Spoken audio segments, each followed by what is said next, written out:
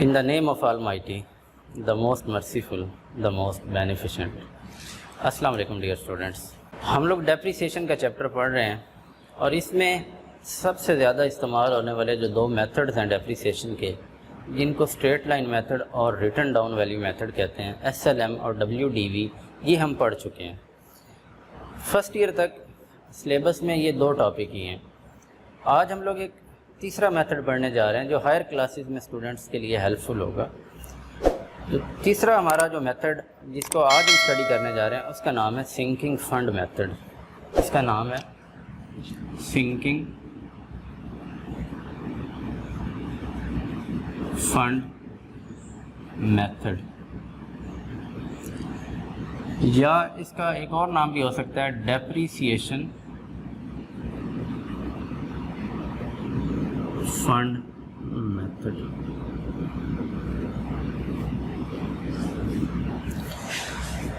पहले ये देखते हैं कि स्ट्रेट लाइन और जो रिटर्न डाउन वैल्यू मेथड थे और ये जो सिंकिंग फंड है, ये उन दोनों से कैसे डिफरेंट है। हमने स्ट्रेट लाइन मेथड में और रिटर्न डाउन वैल्यू मेथड के अंदर कहा था कि डेप्रिसिएशन एक ऐसा प्रोसेस है जिसमें हम फिक्स्ड एसेट की कॉस्ट को उसकी यूज़फुल लाइफ पे एलोकेट कर देते होते हैं, प्रोसेस ऑफ एलोकेशन कहा था। लेकिन उन दोनों मेथड्स अगर हमने अपनाए हुए हैं, हम यूज़ कर रहे हैं, हम लोग इस काबिल नहीं होते कि यूज़फुल लाइफ गुजरने के बाद हम उस एसेट को रिप्लेस कर सकें। इतने फ़ंड्स हमारे पास नहीं होते, और अगर हमें एकदम से फ़ंड्स निकालने पड़ें तो वो हमारे वर्किंग कैपिटल के ऊपर, यानी हमारे करंट एसेट्स के लिए एक बहुत बड़ा धचका होता है कि कैश का इतना एकदम से आउटफ्लो हो जाना, ये बिज़नेस के लिए जो उसका वर्किंग कैपिटल है उसको मुतासिर करता है। सिंकिंग फ़ंड मेथड क्या है, सिंकिंग फ़ंड होता क्या, पहले तो हम ये पढ़ लेते हैं, फिर उसके बाद इसका डेप्रिसिएशन से क्या लिंक बनाते हैं वो देखेंगे। सिंकिंग फ़ंड एक ऐसा रिज़र्व होता है जिसमें हम during normal routine of business हम अपने रेवेन्यू का कुछ हिस्सा सेट असाइड एक अलग तरह रखते रहते होते हैं, और ये हम तब तक करते रहते हैं जब तक कि उस एसेट की यूज़फुल लाइफ नहीं ख़त्म हो जाती। तो at the expiry of useful life हमारे पास वहाँ पर इतने एक रिज़र्व पैसे पड़े हुए होते हैं कि हम वहाँ से वो पैसे उठाएं, इसको स्क्रैप में बेचें और हम अपना एसेट रिप्लेस कर लें। तो अगर हमारे पास रिज़र्व पड़ा हुआ होगा और हम उस रिज़र्व को यूज़ करते हुए एक एसेट ख़रीद लेंगे तो इससे हमारा जो वर्किंग कैपिटल है वो इतना ज़्यादा मुतासिर नहीं होगा जितना कि पहले दो मेथड्स के अंदर होगा। तो सिंकिंग फ़ंड कहते होते हैं कि एक ऐसा रिज़र्व जिसमें हम अपने रेवेन्यू का कुछ हिस्सा अलग करते रहें, और इसके मकासद कोई भी हो सकते हैं। इसका एक मकसद ये भी हो सकता है कि हमने एक पर्टिकुलर कर्जा देना है, उसके लिए भी सिंकिंग फंड बनाया जा सकता है। हमने एक बॉन्ड इशू किए थे, वो बॉन्ड हमने कल को कैंसिल करने, कॉलेबल बॉन्ड्स हैं, तो हम उसके लिए भी एक सिंकिंग फंड बना सकते हैं। हमने कोई भी डेट पे करना हो या फिर हमने कोई एसेट रिप्लेस करना हो तो उसके लिए हम एक अलग से एक रिज़र्व बना दें और उस रिज़र्व में हम पैसे डालते रहें, और जब हमारा वो एसेट एक्सपायर हो जाए हम उस रिज़र्व में से पैसे निकालें, स्क्रैप की वैल्यू जो जितने का वो एसेट बिक जाए वो पैसे भी शामिल करें और हम अपना एक नया एसेट लेके आ जाएं। इस मेथड को हम लोग क्या कहते होते हैं, सिंकिंग फंड मेथड कहते होते हैं। अब हम सिंकिंग फंड के कुछ बेसिक्स देख लेते हैं कि जो इस मेथड के अंदर हमारे पास इस्तेमाल होने हैं। ये आपको पता चल गया कि हमने जो हमारे पास नेट इनकम आती है या प्रॉफिट आता है, इसका कुछ हिस्सा, इसमें से कुछ हिस्सा हम लोग क्या करते हैं, एक ख़ास रिज़र्व के अंदर जो है वो डालते रहते हैं। रिज़र्व के अंदर, इसको फ़ंड कहते हैं। तो ये हम लोग जो है वो एनुअल बेसिस के अंदर इसमें पैसे ऐड करते रहते होते हैं, और फिर एट द एंड जब वो एसेट की, मिसाल के तौर पर एसेट की लाइफ 4 साल थी, 5 साल थी, तो जब वो 4 या 5 साल गुजर जाएंगे हम इसमें से निकालेंगे और एसेट की रिप्लेसमेंट कर लेंगे। अब जो बेसिक्स इसके अंदर कुछ इस्तेमाल होंगी डेप्रिसिएशन मेथड के अंदर वो हम देखते हैं। सबसे पहले तो हम ये चेक करते हैं कि हम कितनी अमाउंट का एक रिज़र्व बनाना जा रहे हैं, कितनी एक अमाउंट का हम एस्टिमेट लगाने जा रहे हैं कि हमें एक फ़ंड क्रिएट करना है। वो जो अमाउंट हम कैलकुलेट करते हैं, amount required for sinking fund, अगर हमें अमाउंट निकालनी तो वो कैसे निकालेंगे, वो हम लोग कॉस्ट ऑफ एसेट, इसमें हम जितने भी डायरेक्ट एक्सपेंसेस हैं वो ऐड कर लेंगे। डायरेक्ट एक्सपेंसेस ये हमने पढ़ा हुआ है कि कोई भी फिक्स्ड एसेट जो हम ख़रीदते हैं اس کو بزنس میں لانے اور انسٹال کر کے ورکنگ کنڈیشن میں لانے تک کے جتنے بھی اخراجات ہوتے ہیں وہ ڈائریکٹ ایکسپنسز ہوتے ہیں اور وہ اس کی کاسٹ میں ہم شامل کرتے ہوتے ہیں، اس لیے اس میں اس کو ایڈ کیے.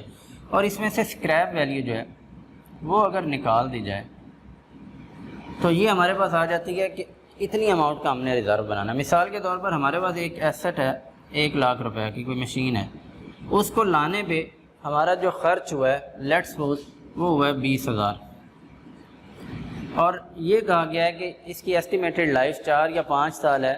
وہ 5 سال گزرنے کے بعد یہ 10,000 میں سیل آؤٹ ہو جائے گا. اسکریپ ویلیو 10,000 ہے، تو 1,20,000 میں سے 10,000 چلے جائیں تو 1,10,000 بچتا ہے. تو یعنی ہم نے اب جو کویسچن سالو کرنا ہے اس میں ہمارے پاس جو فنڈ کریٹ ہم نے کرنا ہے وہ ہم نے 1,10,000 کے لیے کرنا ہے. ہم ایک ایسا ریزرو بنائیں گے، اس میں ہم اپنی اینول کنٹریبیوشن کرتے جائیں کہ 5 سال گزرنے کے بعد اس ریزرو میں سے ہمیں 1,10,000 روپیہ مل جائے گا. اب ہم نکال لیتے ہیں کہ جو ہم نے کنٹریبیوشن کرنی ہے، اینول کنٹریبیوشن کرنی ہے، وہ کیسے نکالی جاتی ہے. اس کے اندر اینول کنٹریبیوشن ہم کتنی کریں، یہ تو ہمیں دیا گیا کہ اتنے پیسے ہم نے بنانے ہیں. اب یہ پیسے بنانے کے لیے ہمیں جو ہے وہ اینول کتنا کنٹریبیوٹ کرنا پڑے گا، کتنا اس ریزرو میں ڈالنا پڑے گا، وہ کیسے نکالا جاتا ہے. Annual contribution is equal to جتنی اماؤنٹ ریکوائرڈ ہے، amount required multiplied by rate of contribution پر روپی. ہر 1 روپے کے بدلے میں ہمیں کتنا کنٹریبیوٹ کرنا ہے اینولی، اس کو اگر ہم ملٹیپلائی کرتے ہیں جتنے روپیز ہمیں ریکوائرڈ ہیں تو یہ ہمیں جو ہے وہ مل جائے گا کہ آپ نے اتنی اینول کنٹریبیوشن کرنی ہے کہ 5 سال بعد اتنے پیسے مل جائیں. مثال کے طور پر ہمیں کہا جاتا ہے کہ ہر 1 روپے کے بدلے میں 0.2 جو ہے وہ آپ کنٹریبیوٹ کریں گے اینولی. تو پھر ہم لوگ کیا کریں گے، اماؤنٹ ریکوائرڈ ہمیں 1,10,000 ہے، ملٹیپلائی کر دیں گے 0.20 سے. تو اس طرح اس کو اس سے ملٹیپلائی کر کے ہم لوگ اگر ہم اس کا کریں چیک کریں تو یہ کتنا بنتا ہے، 0.2 سے کریں 0.0022 تو 22,000 روپیہ ہمیں اینولی کنٹریبیوٹ کرنا پڑے گا 1,10,000 بنانے کے لیے. تو اس طریقے سے یہ ہمارے یہ چیزیں یوز ہوں گی کہ کیسے کتنی اماؤنٹ کا ہم نے ریزرو بنانا ہے اور پھر اینول کنٹریبیوشن کیسے کرنی ہے. اب جو اس کے اندر اکاؤنٹ استعمال ہوں گے وہ 3 طرح کے ہوں گے. ایک ایسٹ کا اکاؤنٹ ہوگا، ایسٹ کا اکاؤنٹ. ایک ہوگا سنکنگ فنڈ اکاؤنٹ.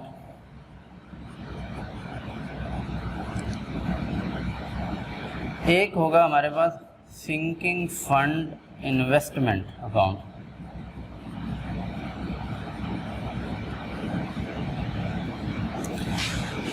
دیکھیں جو سنکنگ فنڈ کے اندر ہم پیسے ڈال رہے ہیں یہ سب سے بڑا حماقت والی بات ہوگی کہ ہم وہ پیسے ایز اٹ از اپنے پاس جو ہے وہ سیو رکھیں. کیونکہ آپ دیکھیں ابھی پاکستان کے کرنٹ سینیریو کو دیکھیں، انفلیشن ریٹ جس حد تک بڑھ چکا ہے، ہمارا پیسہ آئے دن ڈی ویلیو ہو رہا ہے، ہر ایک گزرتے لمحے کے ساتھ روپیہ ڈی ویلیو ہو رہا ہے. تو روپے کو ریزرو کے طور پہ رکھنا یہ حماقت ہوگی. ہم کیا کرتے ہیں کہ یہ جو ریزرو فنڈ کے اندر ہم لوگ اینولی کنٹریبیوٹ کرتے ہیں، اس کو ہم لوگ کہیں سیکیورٹیز کے اندر جو ہماری انویسٹمنٹ سیکیورٹیز ہوتی ہیں وہاں انویسٹ کر دیتے ہوتے ہیں. تو وہاں جو ہم انویسٹ کر رہے ہوتے ہیں وہاں پر ہمیں ساتھ میں انٹرسٹ یا پروفٹ کی شکل میں مارجن کنٹریبیوٹ ہوتا رہتا ہے، وہ انفلیشن جو ہے اس سے کاؤنٹر ہو جاتی ہے. تو جو اس کے نتیجے میں ہمارا اکاؤنٹ بنتا ہے اسے ہم کہتے ہیں سنکنگ فنڈ انویسٹمنٹ اکاؤنٹ. اب اگر ہم بیلنس شیٹ کی بات کریں، بیلنس شیٹ میں ایسٹ اور سنکنگ فنڈ جو انویسٹمنٹ ہے یہ دونوں ایسٹ سائڈ پہ درج ہوتے ہیں، اور جو سنکنگ فنڈ ہے یہ لائبلٹی سائڈ پہ درج ہوتا ہے. ایسٹ کا اکاؤنٹ ایسٹ میں اور جو ہماری سنکنگ فنڈ انویسٹمنٹ ہے یہ بھی ایسٹ میں. اب سوال یہ پیدا ہوتا ہے، آپ کو پتہ ہے کہ ہمارے پاس ایسٹس مختلف نیچر کے ہوتے ہیں، کرنٹ ایسٹس بھی ہوتے ہیں، فکسڈ ایسٹس بھی ہوتے ہیں. تو کویسچن آ سکتا ہے آپ کے ذہن میں کہ کیا یہ کرنٹ ایسٹ ہیں یا فکسڈ ایسٹ ہیں. تو پہلا تو کنفیوژن بنتی نہیں ہے. کیوں نہیں بنتی؟ کیونکہ ڈیپریسیشن ہمیشہ صرف اس ایسٹ پہ چارج ہوتی ہے جو فکسڈ ہوتا ہے، کرنٹ ایسٹ پہ ڈیپریسیشن نہیں ہوتی. تو یہ تو فکسڈ میں چلا گیا. اب کچھ لوگوں کے ذہن میں یہ ہوگا کہ سنکنگ فنڈ انویسٹمنٹ اکاؤنٹ کے اندر چونکہ ہم روپیہ ڈال رہے ہوتے ہیں، کیش ڈال رہے ہوتے ہیں، اور کیش تو ہمارا کرنٹ ایسٹ ہوتا ہے، تو کیا یہ بھی ہمارا کرنٹ ایسٹ ہے؟ نہیں، یہ ہمارا نان کرنٹ ایسٹ ہے. اب ہم اس کو فکسڈ ایسٹس کے اندر جو ہے وہ ٹریٹ کریں گے. सिंकिंग फंड ये हमारी रिजर्व्स के अंदर जाके लाइबिलिटी साइड पे दर्ज होगा। ये बेसिक्स थी सिंकिंग फंड मेथड की, और आने वाली वीडियो के अंदर हम लोग एक न्यूमेरिकल क्वेश्चन सॉल्व करेंगे। लेकिन उससे पहले आप चैनल को ज़रूर सब्सक्राइब करें और बेल आइकन ऑन कर लें ताकि अपडेटेड वीडियो आपकी मिस ना हो पाए।